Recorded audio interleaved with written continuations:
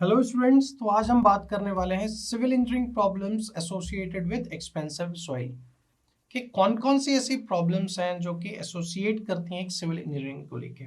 जैसा कि अभी तक हमने प्रीवियस टॉपिक्स के अंदर पढ़ा एक्सपेंसिव सॉइल के बारे में, तो हमें ये पता चला कि एक्सपेंसिव सॉइल वो होती है जहाँ पे स्वेलिंग बहुत ज़्यादा होती है, बहुत ही सिग्निफिकेंट होती है, जो कि पानी के एब्जॉर्प्शन से होती हैं। अब पानी का एब्जॉर्प्शन हुआ है या फिर पानी का रिमूवल हुआ है, जिसके कारण से स्वेलिंग और श्रिंकेज दोनों ही आता है।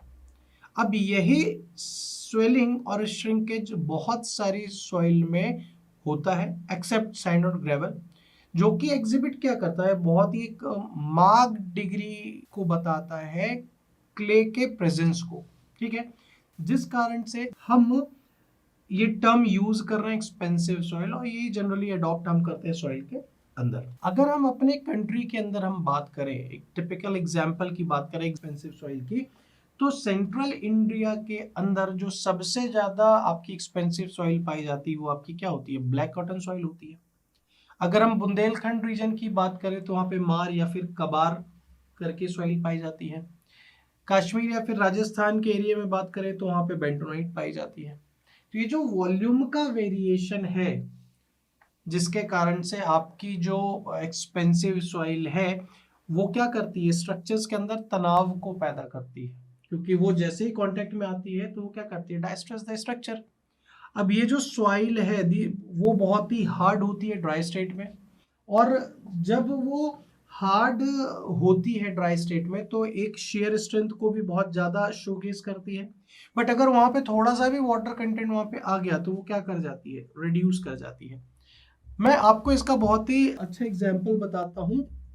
ज्यादातर खेतों में गांव के बच्चे क्रिकेट खेलते हैं, तो गर्मी के दिनों में जब छुट्टियां होती सब आते इकट्ठे होते हैं, तो जब क्रिकेट खेलते हैं तो क्रिकेट खेलने के लिए आपको स्टंप को इंजेक्ट करना होता है ग्राउंड के अंदर। तो गर्मी होती है, तो गर्मी में जब आप विकेट को गाड़ रहे होते हो तो वो नहीं गड़ रहा होता आसानी से।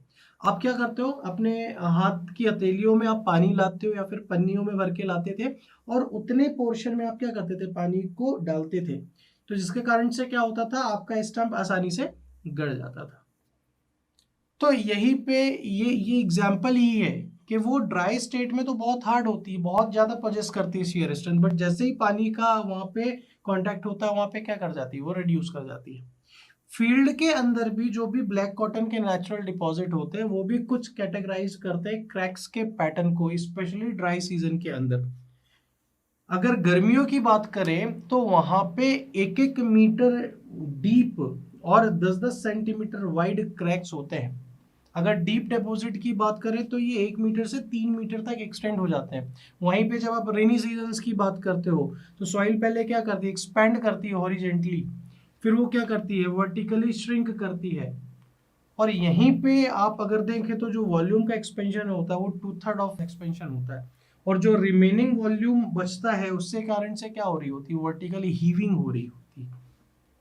और जो यही हीविंग बहुत ही इंजूरियस होती है आपके किसी भी एक ओवरलाइंग स्ट्रक्चर के अंदर। डिफरेंशियल हीविंग की मैं बात कर रहा हूँ।